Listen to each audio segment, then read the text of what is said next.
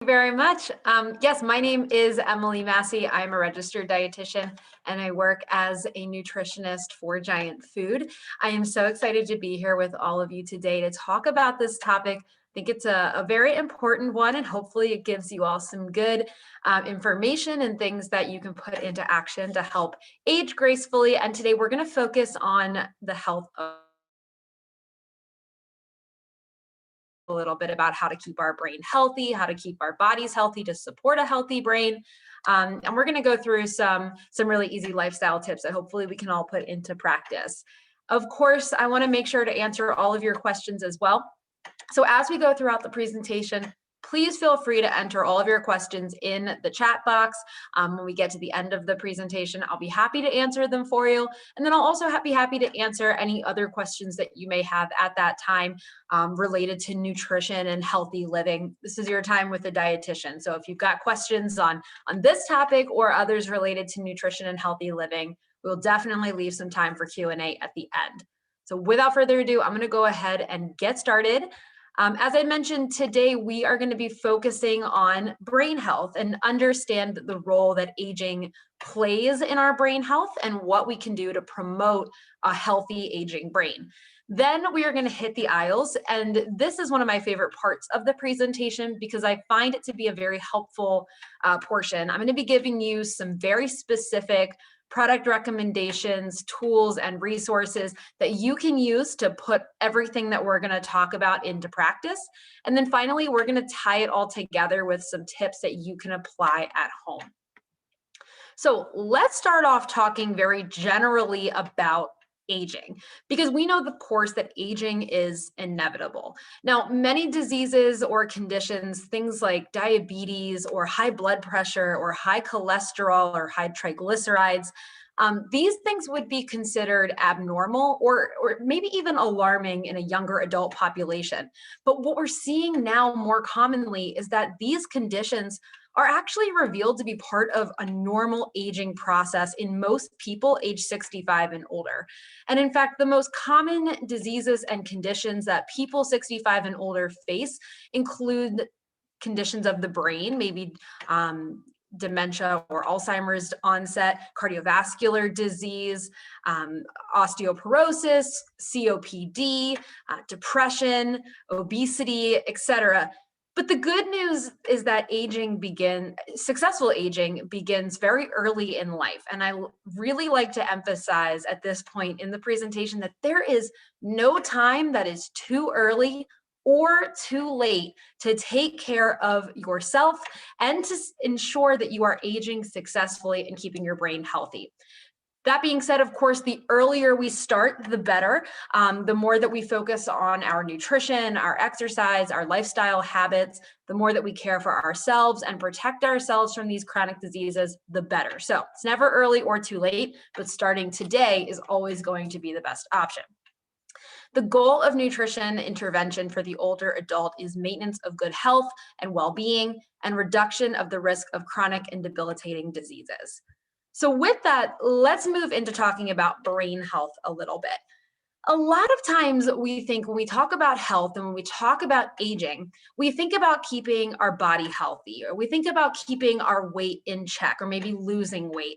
We think about keeping our heart healthy and our blood pressure down and our cholesterol down. But the reason I'm focusing on brain health today is because so many of us forget to keep our brains healthy and prioritize that as much as we would our heart or our weight or our other considerations. So what is brain health? What does that mean? Brain health, by definition, is the ability to remember, to learn, to plan, to concentrate, to maintain a clear and active mind. It's being able to draw on the strengths of your brain, things like information management, logic, judgment, perspective, and wisdom. Very simply put, brain health is about making the most of your brain and helping reduce risks to your brain as we age. So now, some brain health conditions that come to mind, some I mentioned already, things like dementia and Alzheimer's disease, but also stroke. And again, remember we talked about these things as some of those common conditions that we see in the senior population or as we get older. So it's important we pay attention to our brain health and work on ways to keep it healthy. Again, just like we would exercising to have a healthy heart, wanting to reduce our risk of diabetes or heart attack. Having a healthy brain will help reduce the risk of these conditions. And although we don't think about brain health that much as we age, poor brain health is more common and more serious than we may think. According to the American Heart Association, failing brain health is recognized as a public health epidemic. 3 out of 5 Americans will develop a brain disease of some sort in their lifetime. And by the year 2030, which is only 9 years away, the total cost of Alzheimer's, dementia, and stroke is expected to exceed $1 trillion nationally. So before we learn about how we can support a healthy brain, I want to talk a little bit more about the brain itself. You know, and I always think it's so interesting that we have to learn about our brain. You should think that, well, shouldn't our brain already know about itself? I mean, it's our brain. But anyway, the brain is about 3 pounds in weight. Texture is similar to a firm jelly. It's made up of 3 major parts. So first part is the cerebrum. This is the part that's going to take up the majority of your skull. The cerebrum is the part that's involved in remembering things, in problem solving, in thinking, and in feeling. And it also controls our movement. So all very important things, of course. Then you've got the cerebellum. Cerebellum is going to sit all the way at the back of your head underneath the cerebrum. It controls coordination and balance. And then you have the brain stem. So this is going to sit beneath the cerebrum. It's going to connect your brain to your spinal cord. And this is the part of your brain that controls all of your automatic functions. This is things like breathing, digestion, heart rate, and blood pressure. That being said, okay, so we know that we actually have seen signs of cognitive decline as early as people in their early 20s. For many of us, that could have been years ago. We know that the brain controls many aspects of thinking, remembering, planning,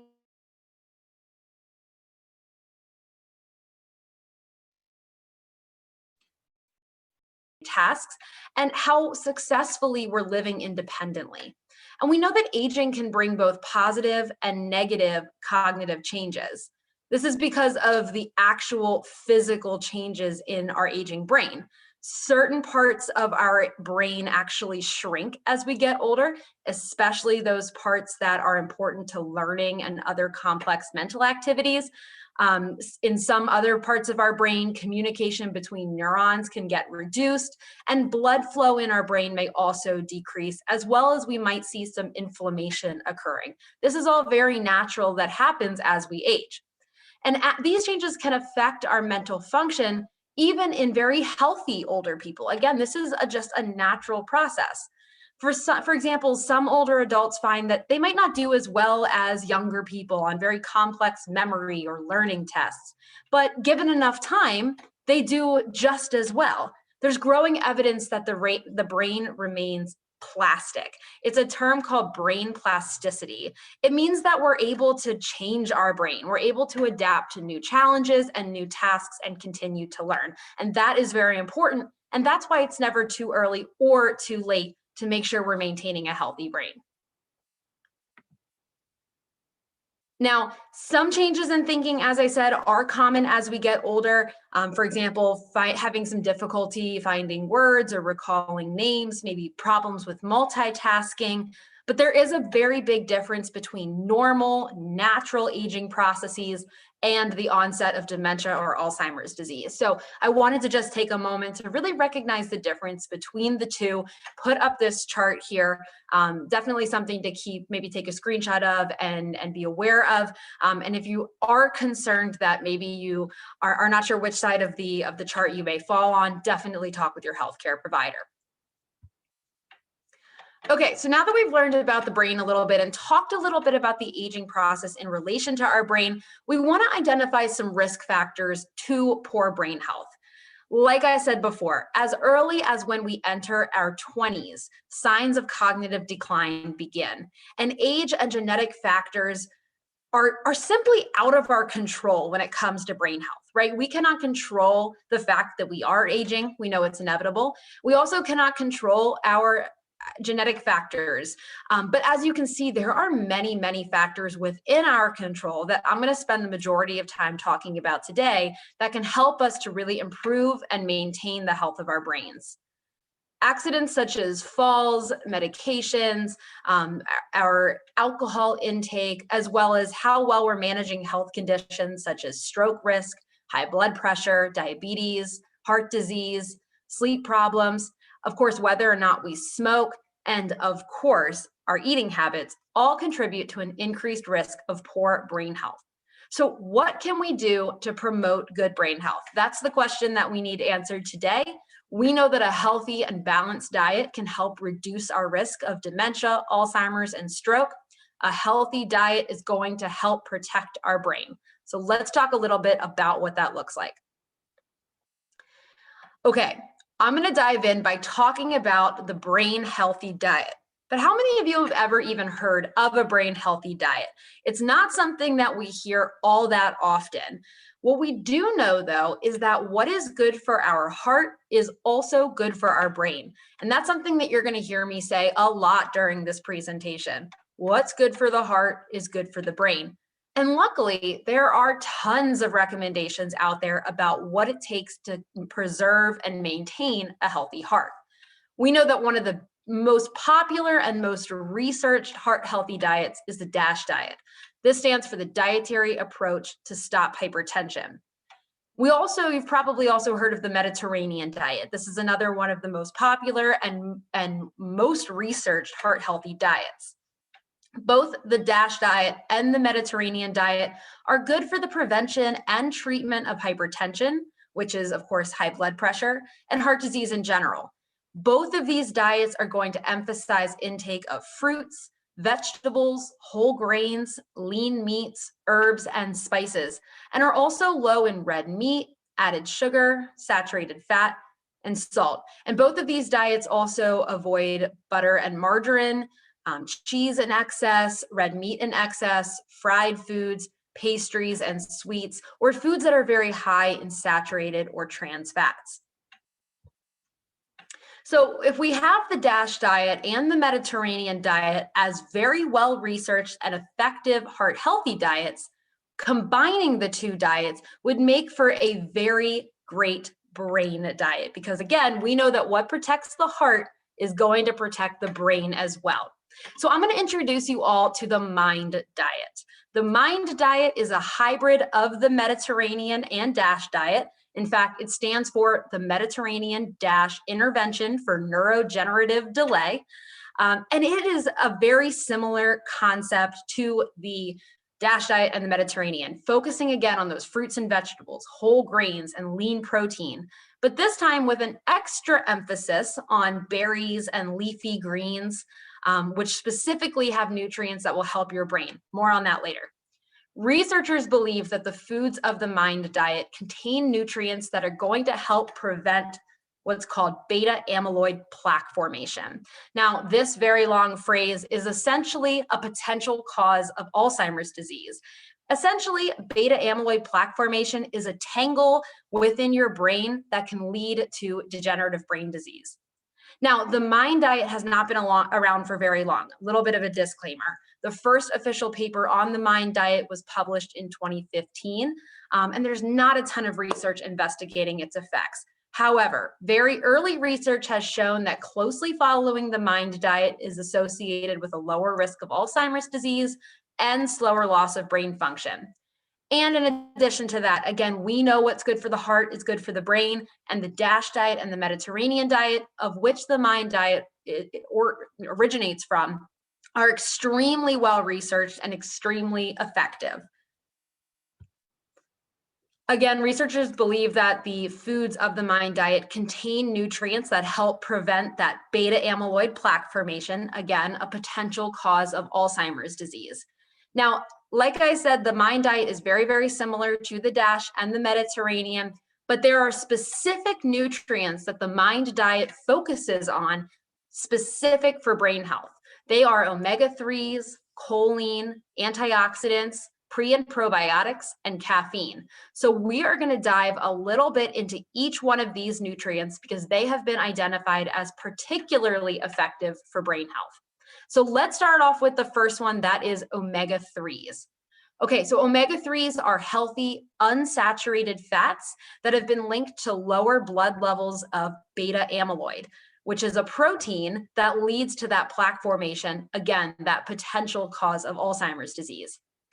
You're going to get omega-3s from fish and other seafood, especially those cold water fatty fishes like salmon, mackerel, tuna, and sardines. These are abundant sources of omega-3 fatty acids. Dietary recommendation is to eat fish, especially fatty fish, at least twice a week, but make sure that you are also choosing varieties that are low in mercury. So best choices are going to be things like salmon, cod, canned light tuna, and pollock. Now, nuts and seeds like flaxseed, chia seeds, and walnuts are also going to provide omega-3s. A 2015 study from UCLA actually linked higher walnut consumptions to improved cognitive test scores. We know that these omega-3s are imperative for our brain. So whether you're getting them from fish and seafood, nuts and seeds, or plant oils like flaxseed oil, soybean oil, or canola oil, make sure that you're aiming for at least 2 servings a week, and more the better. Next up, I'm going to focus on choline.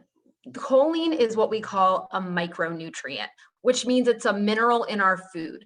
It's probably not something that you think about that often. I know even me as a dietitian, I don't really think about choline that often. The good news is that it's in a lot of foods. Research shows that the nutrient choline may fend off cognitive decline in old age.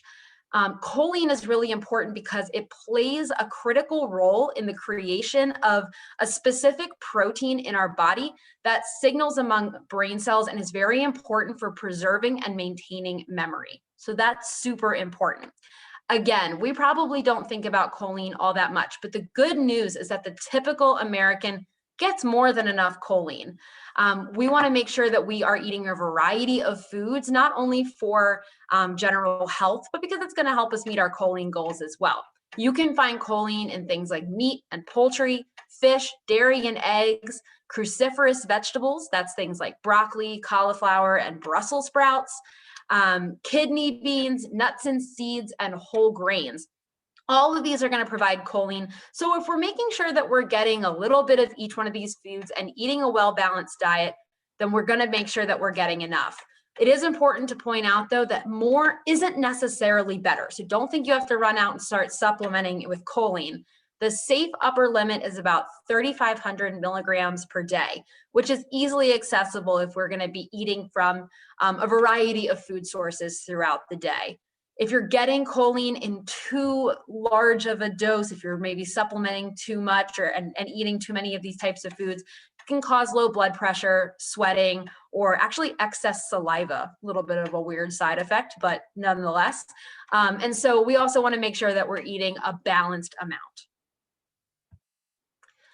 Okay, moving on to the next big focus in the Mind Diet, we're going to talk about antioxidants. So antioxidants are one of those buzzwords that you've probably heard so much, especially recently. There's a really big push. It's become very trendy and popular to talk about antioxidants, which is a good thing.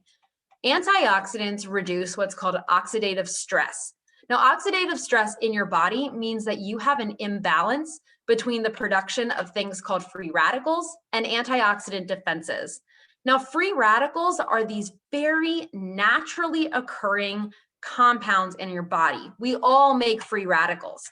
But what free radicals do is they swarm around your body and they can actually damage cells, especially cells in your brain. And if we're talking about preventing cognitive decline, then we definitely need to make sure that we are reducing free radicals. Now, antioxidants are there to do the exact opposite of free radicals. Antioxidants basically swarm around our body and neutralize these free radicals, which prevents the decline and the damage that occurs to our cells, and also can actually reverse that damage. So antioxidants are super important for making sure that we are preserving our cognitive health. We know that fruits and vegetables are a great source of antioxidants. And the good news is that basically all forms of fruits and vegetables are going to provide some sort of antioxidant. So I always like to tell people this: if there are people out there that don't love fruits and vegetables, or maybe only like specific types, don't stress yourself out. The goal is to make sure that you're getting fruits and vegetables throughout your day, preferably at each and every meal. It doesn't have to be specific kinds, just eat what you like. As long as you're getting it on your plate, it works for me. That being said, if you really want to take the extra mile and look for those very, very high potencies of antioxidants, I have a couple suggestions for you. First of all, berries. Berries such as raspberries, blueberries, blackberries, strawberries. These are going to have the highest concentration of antioxidants across all fruits and vegetables. That natural plant pigment that gives berries its very vibrant color, that is the antioxidants. It's causing that very bright color. We know that diets that are high in berries are associated with improved memory. This is supported by research. And again, it's going to go back to those antioxidants. In fact, a 2012 study from Harvard showed that women who consumed 2 or more servings of strawberries or blueberries a week delayed memory decline by up to 2.5 years. So that's huge. In addition to berries, green peppers and tomatoes and lemons are also going to be really great sources of antioxidants. They're very high in a type of compound that reduces levels of that beta amyloid, again, that protein plaque that can cause potential Alzheimer's. And then lastly, leafy greens are going to be a huge source of antioxidants. Things such as kale, spinach, collard greens, even broccoli. I know that's not a leafy green, but a green vegetable nonetheless. These are very high in brain healthy nutrients like vitamin K, folate, and beta carotene. And research suggests that these foods also help to slow cognitive decline. In addition to fruits and vegetables, there are lots of other places we can get antioxidants from. First of all, coffee and tea, which I'm sure everyone is just cheering at right now if you're a coffee or tea drinker like I am. Anything from regular or decaf coffee to white oolong or green tea or black tea, these are all going to provide antioxidants. We know that red wine is also a source of antioxidants. This is something that I'm sure many of you have heard before. We know that red wine has the compound called resveratrol. That's the antioxidant that helps protect against Alzheimer's disease. However, I do have to put a little bit of a disclaimer here and say the dietary guidelines does recommend, of course, that we want to drink alcohol in moderation. And if you are going to drink alcohol, to aim for no more than 1 glass per day for women and 2 glasses per day for men. Dark chocolate is also going to be one of those fun sources of antioxidants that I'm sure all of us are happy about. New research has shown that the antioxidants in dark chocolate can help improve memory and cognitive function. It actually helps to inhibit the death of neurons by interfering with free radicals in our brain. All good things. And actually, we have seen that diets that include dark chocolate in moderation help to lower the risk of developing Alzheimer's disease and stroke. Similar to red wine, we want to make sure that we are treating dark chocolate as a treat and enjoying it in moderation. Lastly, if you're looking for a true antioxidant boost, right on par up there with fruits and vegetables are spices. So things, especially things like cinnamon, clove, ginger, turmeric, oregano, and rosemary. These are going to have the highest concentration of antioxidants. So make sure that you are including these in your cooking and in your food preparation. Can also be a great way to help reduce sodium in your food. If you generally use sodium or salt as a way to increase flavor in your cooking, try using some of these spices instead. Again, what's good for your heart is good for your brain.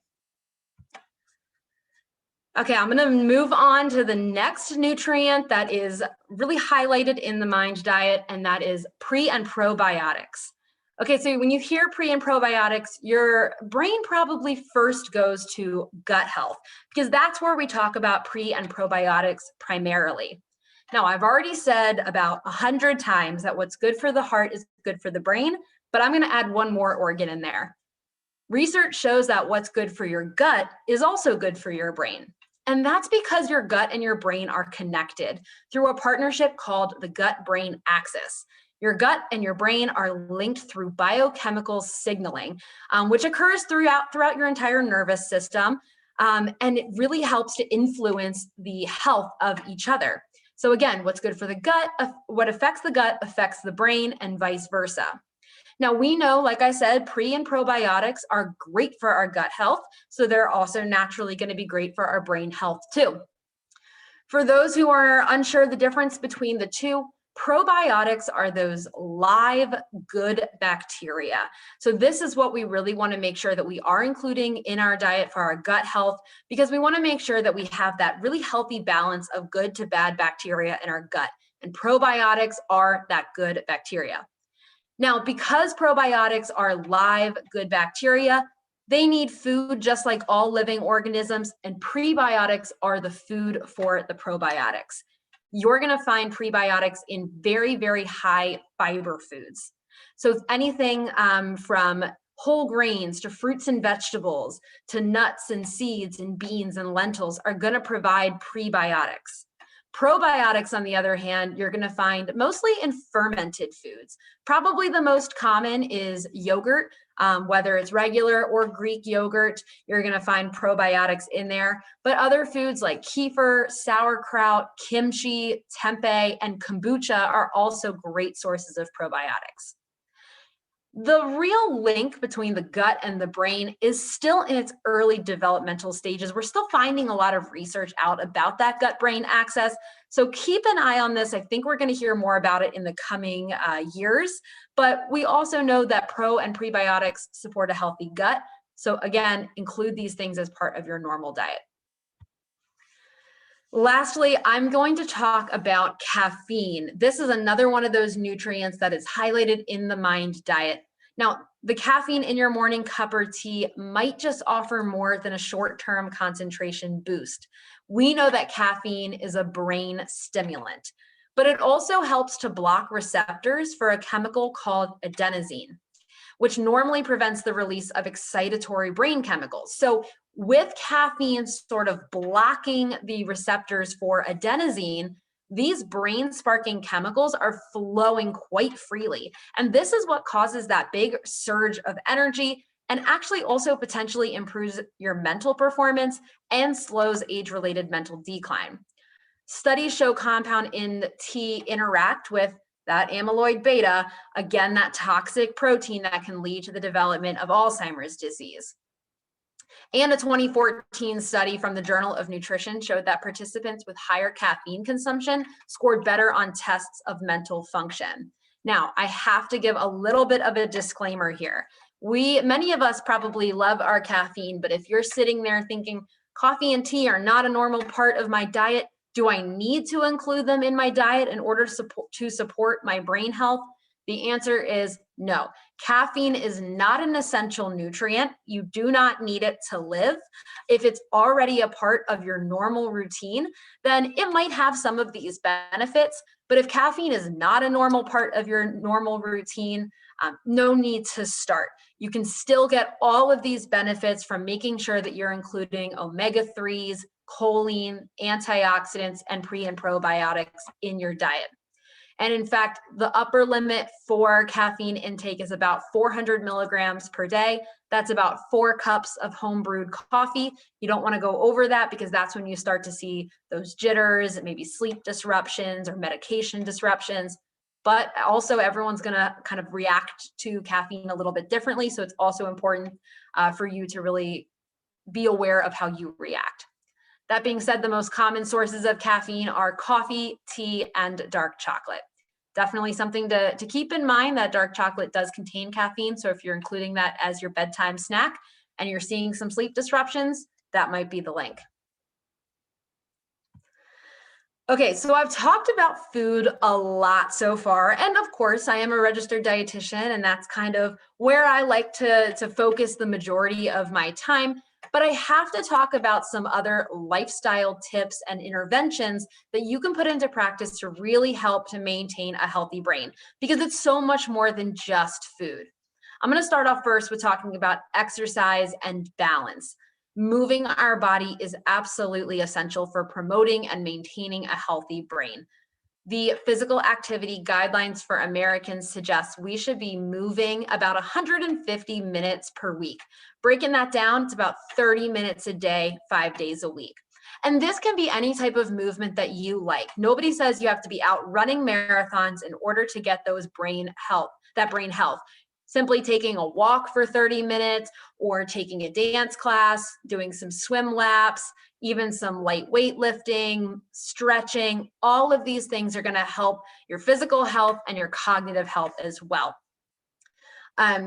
Research also shows that if you break that 30 minutes a day up into 3 10-minute intervals, you're going to get the exact same benefits than if you did all 30 minutes at one time. So if that works better for your schedule, go for it. You're still going to get those benefits. We also know, I talk about physical exercise here, but I also, of course, want to mention that mental exercises are also a very important part of maintaining a healthy brain, whether it's listening to music, reading, having an engaging conversation, doing crossword puzzles, word find, even coloring books. All of these things are going to help keep your brain active, which is going to help promote that brain health. Reducing stress is also a critical part when we're talking about brain health. We know that stress has a huge impact on our physical health and on our brain health. And so whatever way that you find reduces your stress most effectively, make sure it's a part of your normal routine. Even if it's just 5 to 10 minutes of mindful meditation, research has shown that calms down our brain, makes it easier to sleep. Meditation has also been shown to reduce anxiety, depression, fatigue, and confusion. If meditation's not your thing, maybe you prefer taking a walk or reading a book or drinking a cup of tea or having a talk with a family member or friend. Maybe it's prayer or journal.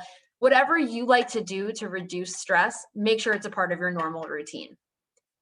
Sleep is the next lifestyle factor to consider. New research shows that during sleep, the brain clears out all the toxins that can lead to potential onset of dementia and Alzheimer's. And so we really need to make sure that we are prioritizing our sleep and getting good quality sleep. We want to aim for about 7 to 9 hours of sleep per night. And if you can commit to the same bedtime and same wake up time, get your body in that rhythm, that's going to be even more effective. Additionally, try and prioritize turning off electronics and screens about 30 to 60 minutes before you go to sleep. This helps your brain kind of unwind and detach from all the blue light in the world and really focus on its job while you sleep. Staying connected is the next bullet point I have on here. This is so important. Humans are naturally social beings, and being social can help improve our brain health. Again, some of that mental exercise I talked about before. We also want to make sure that we are drinking alcohol in moderation if you do drink alcohol.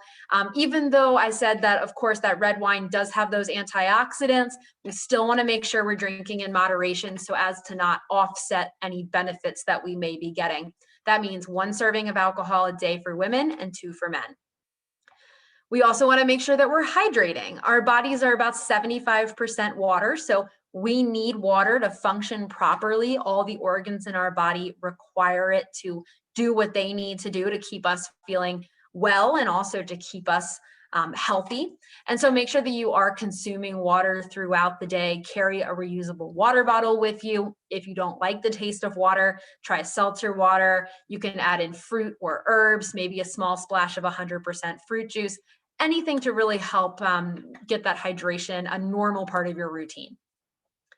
Lastly, it is really important that everybody knows their numbers and minds their medication. So whether your numbers that you're concerned are your blood pressure, cholesterol, triglycerides, it's very important to kind of be aware of these numbers to keep tabs on your overall health. And of course, following your medication regimen as prescribed and talking to your doctor with any concerns.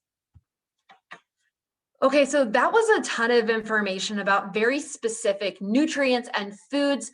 It can be a lot to take in. All in all, the bottom line, if I were to kind of boil all of this down to one statement, it would be to support a healthy brain, we need to eat balanced. The easiest way to know if we're eating balanced is to follow the USDA MyPlate. That's what you see right here on this screen. For those who are unfamiliar with the MyPlate, this is the visual representation of a healthy diet as given to us by the USDA. It actually replaced the old food pyramid about 10 years ago, and it helps to break down what a healthy, well-rounded, and balanced diet looks like. MyPlate shows us that about half of our meals should be filled with fruits and vegetables, the other half of our meals divided between grains and protein. And when we're eating in this manner, we're really making sure that we are eating balanced, that we're getting all the nutrients that we need to keep a healthy body and brain. That being said, I always find it to be very helpful to give you some very specific product recommendations because, again, this is a lot of information. And I always think it's helpful to give you some very tangible things to go to the store and look for to help put all of this into action. And so I'm going to start off in the produce section, of course, because we know, according to MyPlate, this should make up about half of our meals. These are some of my favorite produce items that can help support a healthy brain. First of all, like I said, berries are that huge source of antioxidants, critical for helping preserve our brain health. Now, I recognize that right now, berries are great. They taste great. They're always on sale this time of year. It's because they're in season. So if you want to get them fresh now because they taste great and they're on sale, go for it. Once we start getting into the winter, we're going to see those berries go out of season. They're still going to be present in the fresh produce section, but they might be a little bit more expensive. And we know that berries tend to go bad a little bit quicker than some other produce items because they're so delicate and have such a high water content. Frozen berries are a great solution to this problem in the winter time. Frozen fruits and vegetables are just as healthy as the fresh ones. In fact, sometimes even more healthy because they're actually flash frozen right at the height of their ripeness. So look for some of these frozen berries. They're going to last longer. They're going to be a little bit more cost effective. Again, a great source of antioxidants. Next up, we have Bowery leafy greens. This is a local hydroponically grown produce item. It tastes fantastic. You can find it in the produce section. It's going to be a great source of antioxidants as well as those prebiotics, which are great for our gut, therefore great for our brain. And then lastly, these frozen riced veggies. These are just another way to help make sure that you're getting fruits and vegetables in your diet consistently. Cauliflower is going to be a great source of choline. So again, good for your brain. Moving on to grains. These are some of my favorite whole grain options. Dave's Killer Bread is a high protein and high fiber sliced bread. It is packed with whole grains and seeds for added fiber, so it is a great source of prebiotics and as well as choline. Kodiak Cakes is a high protein and high fiber pancake and waffle mix. So you get that traditional breakfast feel, but with a little bit of added benefit from the whole grain. And then Nature's Promise red quinoa. These are microwavable packs, so it's really quite simple and accessible, only 90 seconds in the microwave as opposed to 20 minutes on the stove. Lastly, focusing on protein, of course, we all know traditional sources of protein like chicken and beef and fish and things of that nature. So I wanted to give some alternative options. Yogurt, of course, is going to be that great source of probiotics that I mentioned, great for your gut. Pink salmon, this comes in these really easy packets. This is going to be that really great source of omega-3. Hard-boiled eggs provide choline, and then nuts and seeds also provide choline as well as those very important omega-3s. In addition to that, we also want to stock up on some of our brain health staples. So these are some of my non-perishable go-tos for very quick and easy meals or snacks. They're all going to provide those great brain healthy nutrients.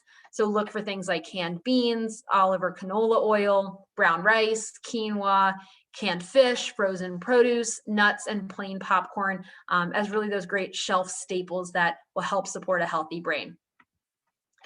And if you're looking for cooking inspiration, these are some of my favorite options, but I have to give a very special shout out to my favorite resource of all, which is giantfood.com/savory. This is our online recipe database. It is an excellent place to start. You can search by ingredient name, you can search by recipe name, you can search by cuisine. There are options on there for $10 or less meals, meals that only take 5 ingredients, meals that are great for the grill, meals that are great for the crock pot. You can find everything you need on giantfood.com/savory. And I thank you all so much for being here today and for inviting me to share this afternoon with you. We do have some time left that I specifically want to leave for question and answer. I've seen some questions rolling in, and I want to make sure to take the time and address them with you. Before we do that, I want to just give a little bit of a shout out to our additional nutrition services. We have everything you need to help support a healthy lifestyle. Visit us online at giantfood.com/nutrition. There you can connect with one of the Giant Food nutritionists. You can sign up for a free online class. You can read our blog, listen to our podcast. And while you're online, I highly encourage you to check out our Healthy Living by Giant Facebook group. This is one of our newest initiatives, and it is so much fun. It's a great community of people who are looking for inspiration, who are encouraging each other, looking for education. And the Healthy Living team at Giant is in the group each and every day, providing all of those things. So again, that's the Healthy Living by Giant Facebook group. And that wraps up our webinar today on aging gracefully and fueling the mind, feeding the brain. So I'm going to pause here and answer your questions. So again, please feel free to put your questions in the Q&A or in the chat box, or if you're comfortable, feel free to unmute yourself and ask away.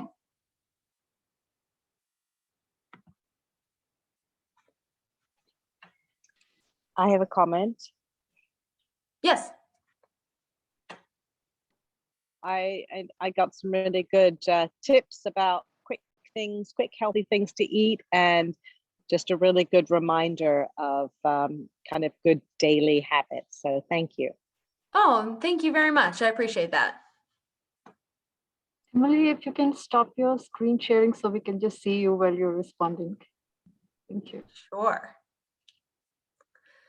All right, I'm looking through the chat box. We have a question here. What about the vegetarians?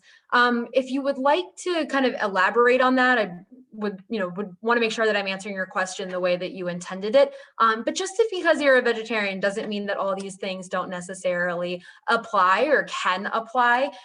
We talk about protein, for example, and our mind kind of instantly goes to chicken and pork and fish, but there are so many vegetarian and plant forward protein options out there, everything from nuts and seeds to soy, eggs, if you include that. Of course, there are meat-free options out there now, dairy, if you include that as part of your diet as well, but also focusing on some of those brain healthy nutrients, things like choline, whole grains, omega-3s like plant oils, and antioxidants from berries and fruits and vegetables. All of these things are going to contribute to a healthy brain. And so it's all about finding that balance. We have a question here. Can you repeat the amounts of, or the types of foods that have choline in it? Absolutely. Let me pull that up for you so I can read down the list. That's going to be things such as meat and poultry, fish, dairy, so milk and yogurt, eggs, cruciferous vegetables like broccoli, cauliflower, cabbage, and Brussels sprouts, kidney beans, nuts and seeds, and whole grains. So kind of a little bit of everything, which is good. We have another question here. Looks like, is it possible to eat yogurt and kefir on the same day? Absolutely, yes. So the thing with probiotics is that we're still doing a lot of research on it. And we know that there's a lot of different types of probiotics. And by a lot, I mean a lot. And each one of these different types of probiotics is going to do something a little bit different in our body. But because this is a little bit new of a research topic, we don't really know exactly which strain of probiotic is going to affect exactly what in your body. We know that they're beneficial, but we don't necessarily have that one-to-one link. So getting variety in your probiotics is super important. So a lot of times people just rely on yogurt for their probiotics, which is great, but adding in additional sources like kefir or kombucha gives you that variety, and eating more than one of those sources on the same day is absolutely okay. We have another question here. What exactly does it mean that caffeine interferes with adenosine? So what happens in your brain when you consume caffeine is that every chemical or compound, I suppose is a better word, every compound in your brain is associated with a specific receptor. So adenosine floats around your brain and binds with a specific receptor.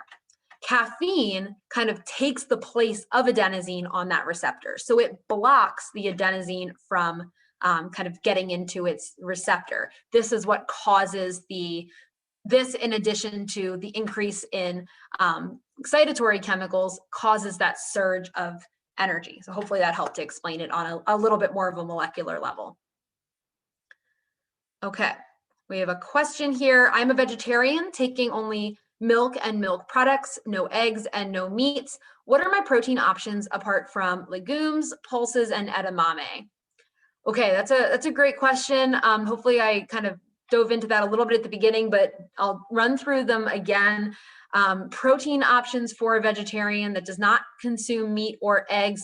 You said you do consume milk and dairy. Those are going to be great sources of protein, especially Greek yogurt is very, very high in protein. You can get about 20 grams of protein from, just a single serving cup, depending on the brand. So that's going to be, or the brand. So that's going to be a great option for you. As you mentioned, edamame, but other soy products as well, things like tofu, legumes, of course, lentils. Beans are going to be a great source, beans of all varieties, nuts and seeds, as well as nut butters. And hummus are also going to be great sources of protein. And then, of course, you have now more than ever, we have those plant-based and plant-forward, quote unquote, burgers and chicken patties and options along those lines as well. We have a question here. Berries can be eaten every day. Absolutely. You're not going to hit an upper limit on the antioxidants. Berries are certainly something, if that's a normal part of your daily routine, that's awesome. They're going to provide great sources of fiber, of vitamins and minerals, as well as those antioxidants. And again, whatever types of fruits and vegetables you like, the goal is to get fruits and vegetables in every single day, preferably at each and every meal. So if berries is the kind that you like, go for it. You can include them every single day. We have a question. What percentage of cocoa is best for eating dark chocolate? This is a good question. It's one that we certainly have gotten before. I think as you go up in percentage of cocoa, you get a little bit more of that kind of more intense chocolate flavor, a little bit more of a bitter taste. So I would say eat what you like. There's not necessarily a preference for, okay, make sure that you get 70% or 90%. If you're including dark chocolate as part of your diet, you're still going to get those antioxidant effects. But again, it's really more important to treat that dark chocolate as a treat and enjoy it in moderation. We have a question here. It says omega-3 for vegetarian. So some vegetarian sources of omega-3s are going to be, first of all, nuts and seeds, particularly things like walnuts are going to have a very high amount of omega-3s, but any nut or seed is going to provide some. And then plant oils, flaxseed oil, canola oil, or soybean oil are going to have the most omega-3s. We have a question, how much veggies can be eaten daily? Can you tell us in cups, please? Okay, yes. So in general, the goal is, again, to fill half of your plate with fruits and vegetables. I tell people generally, don't worry about eating too much vegetables. That's going to be kind of hard to do. But the recommendation is for 5 servings of fruits and vegetables per day, where a serving is defined as about 1 cup. And now that can be 3 fruits and 2 vegetables, or 3 vegetables and 2 fruits. You can kind of mix and match there a little bit, but the general recommendation is for 5 servings a day, where a serving is more or less about 1 cup. Okay, we have another question. It says, or this looks like a statement. Mostly I follow your diet chart and very less sugar in my food, but my weight is still the same. So far I have no major illness. Glad to hear that.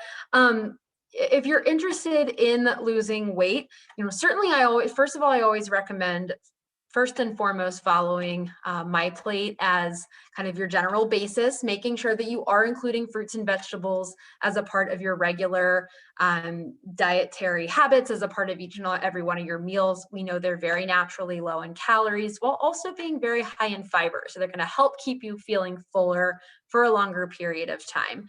If you are interested in talking more about your diet specifically, I encourage you to email nutrition@giantfood.com, and we can help you out with that. Okay, we have another question. I'm on a blood thinner, so I need to limit veggie portions, but still eating every day, hopefully is right.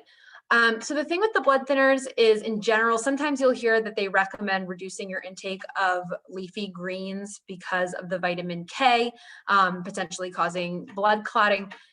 The thing here is that in general, the recommendation is to keep your intake consistent. You don't necessarily, in most cases, need to cut down. It's more like you need to keep it consistent. So if you're normally eating 2 servings of leafy greens per day, try to remain around that threshold consistently. If you have specific questions or concerns, definitely recommend speaking with your doctor about it. Recommendations. Not that I'm necessarily aware of beyond general kind of healthy eating, but I would recommend speaking with your doctor or medical provider for more specifics. But as far as I'm aware, just following that general healthy diet is recommended.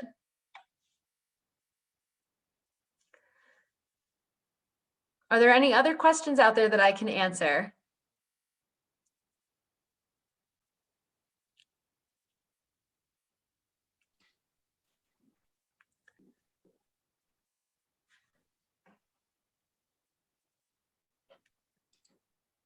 Question here, it looks like one just came in. Is a 1/4 cup of spinach a very little amount? I suppose that would be considered, a 1/4 of a serving, I suppose, but that doesn't necessarily mean it's useless. So you can still get all good benefits from that. You get vitamins and you get fiber. And especially if you're including that with other healthy foods, it can be just as effective and flavorful and beneficial as having more than that.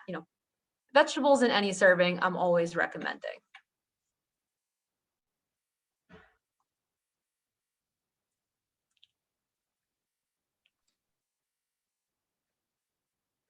Excellent. Max said he's going to Giant later today to fill your cart with the right stuff. Love to hear it.